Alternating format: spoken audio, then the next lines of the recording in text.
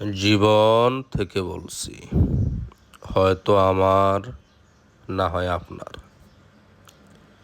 একটি বিষয় কি জানেন, কেউ যদি আমাদের পাশে থাকতে চায়, সে নিজেই হাজারটা পথ খুঁজে নিবে। আর যদি কেউ চলে যেতে চায়, তাহলে কোনো মায়া বা কিছুই তাকে আটকে রাখতে পারে না। সম্পর্ক আসলে জোর করে নয়, টিকে থাকে সকলের অদম্য ইচ্ছায়। যেখানে সত্যিকারের টান, মায়া, ভালোবাসা অনুভব অনুভব হয়, সেখানে দূরত্ব কোনো বাধা নয়। তবে যেখানে মন নেই, সেখানে সব চেষ্টাই বৃথা হয়ে যায়। আর একটা পবিত্র মন নিয়ে নিজের সব কিছু উজাড় করে দিয়ে ভালোবেসে ঠকে যাওয়া মানুষটার এটুকু বুঝতে হয়তো অনেক দেরি হয়ে যায়।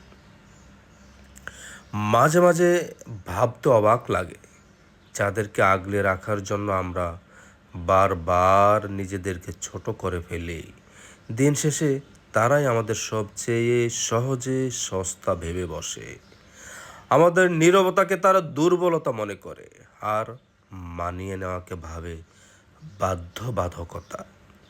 অথচ তারা বুঝতেই পারে না কতটা মায়া ছিল বলেই আমরা নিজের অধিকারটুকু ছেড়ে দিয়ে তাদের খুশি রাখতে চেষ্টা করেছি। অনেক সময় মানুষ পাশে থাকে, কথা হয়, হাসি হয়, গল্প হয়, তবুও ভিতরে ভিতরে একটা নির্জনতা কুড়ে কুড়ে খায়। কারণ শব্দ থাকলেই সংযোগ হয় না, অনুভব না থাকলে সম্পর্ক বাঁচে না। আমরা একে অপরের কথা ঠিকই শুনি, কিন্তু কজন সত্যি সত্যি বুঝতে চেষ্টা করি?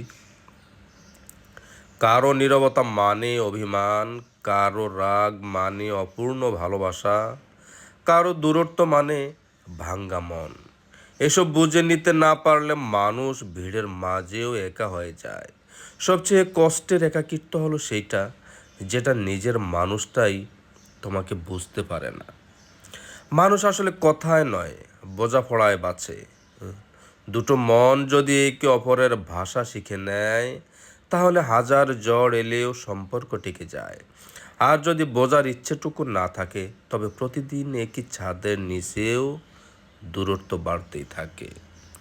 তাই কথা বাড়ানোর আগে বোঝার চেষ্টা বাড়াই, প্রশ্ন করার আগে অনুভব করি, কারণ মানুষ হারিয়ে যায় তর্কে নয়, অবহেলায়। আর একাকিত্ব জন্ম নেয় শব্দের অভাবে নয়, অনুভূতির অভাবে। আমরা হয়তো বুঝি, আবার বুঝি না, এটাই বাস্তবতা।